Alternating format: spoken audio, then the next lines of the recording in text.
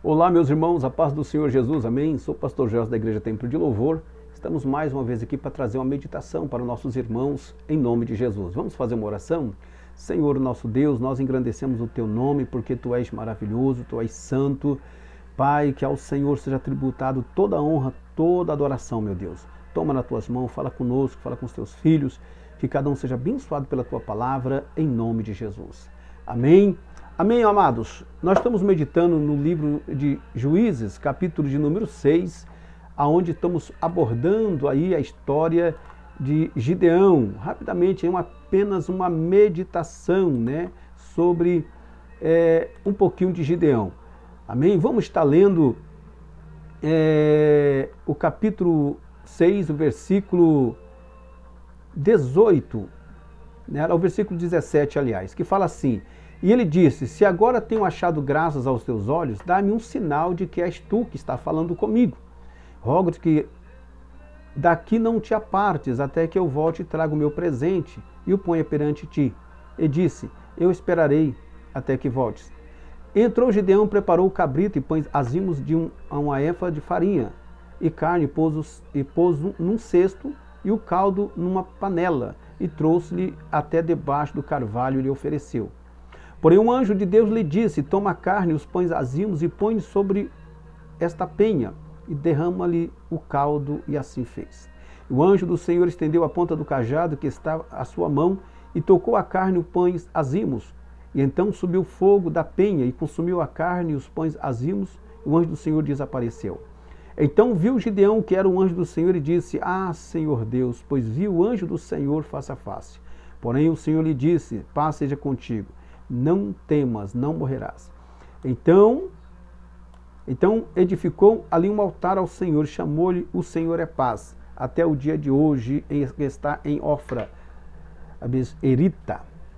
Querido, como nós estamos fazendo a meditação sobre Gideão, eu quero abordar algumas coisas interessantes, 5 tópicos aqui, para que nós possamos entender, né, gradativamente. Como eu tenho falado, a vida de Gideão não é diferente da nossa.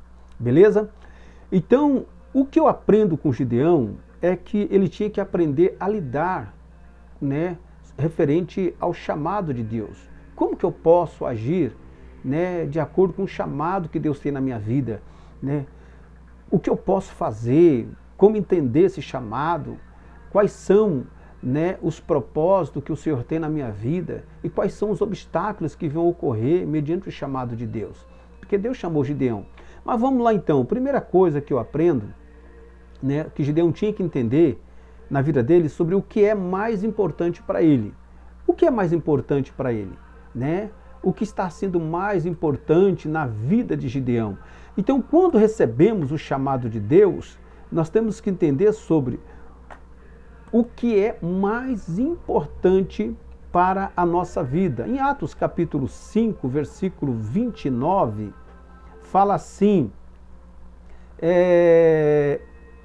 vamos ver, olha que coisa interessante, dizendo, não vos admoestamos nós expressamente que não ensinastes nem esse nome, e que encheste Jerusalém da vossa doutrina, e quereis lançar sobre nós o sangue deste homem.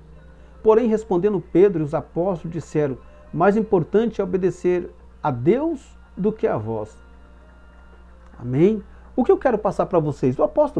Os apóstolos de Jesus, eles cresceram, progrediram. Então eles receberam o chamado. Só que por receber o chamado, eles foram contra a tradição do seu próprio povo. Só que aí os sacerdotes, os líderes da época, os fariseus, eles começaram então a perseguir e a proibir eles de falar do nome de Jesus. Mas o que era mais importante para os apóstolos? Obedecer aos líderes de sua época ou obedecer a Deus?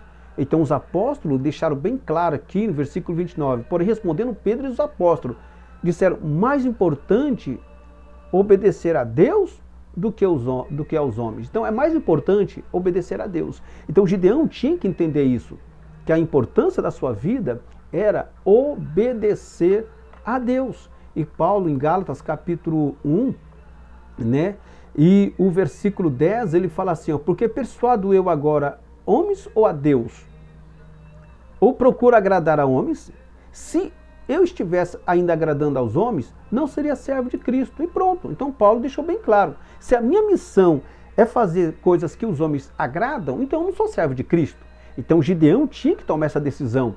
E para Gideão não era fácil. Então a sua vida tinha seus altos e baixos, suas emoções, porque ele ia deparar-se com situações difíceis. O segundo fator é o que acontece. Gideão, ele tinha que, vamos se dizer assim, ele tinha que encarar a realidade.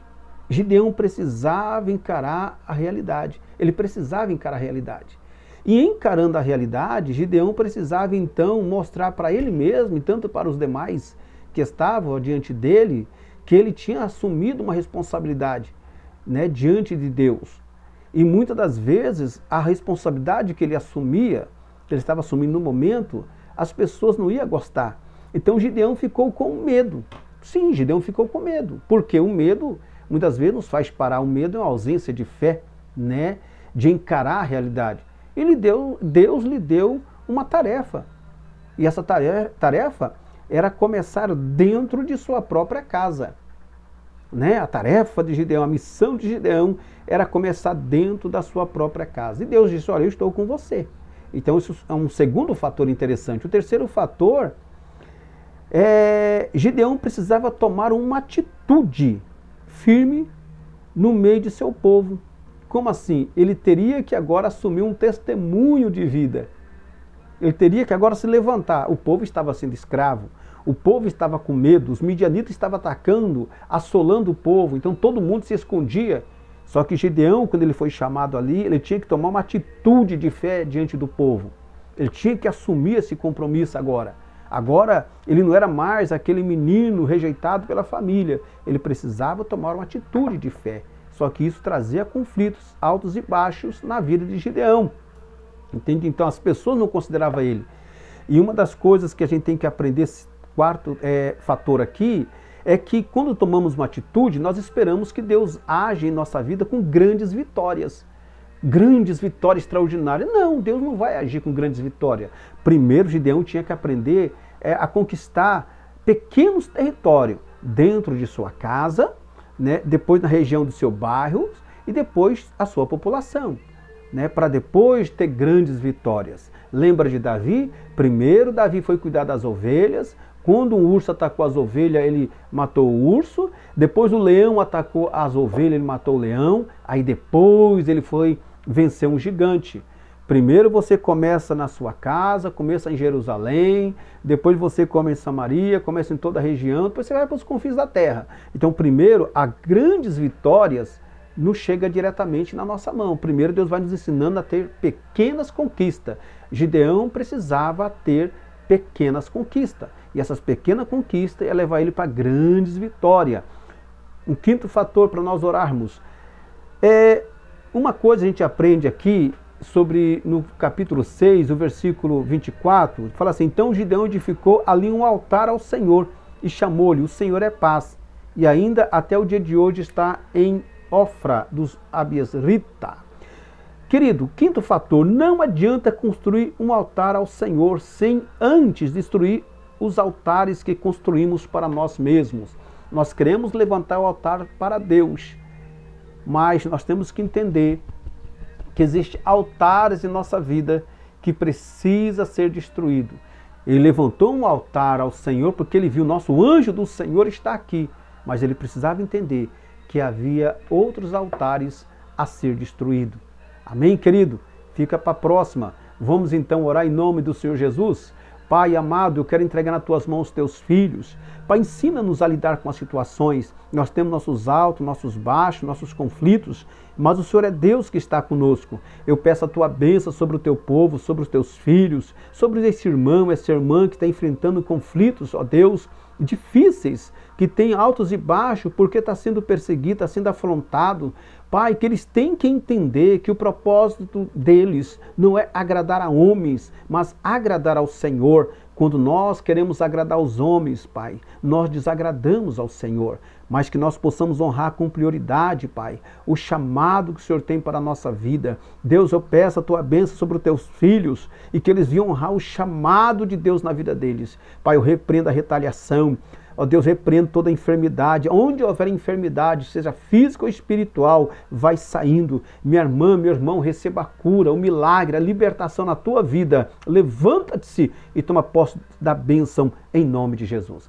Amém, querido? Se inscreva e compartilhe esse vídeo em nome do Senhor Jesus. Que Deus abençoe em nome de Jesus Cristo.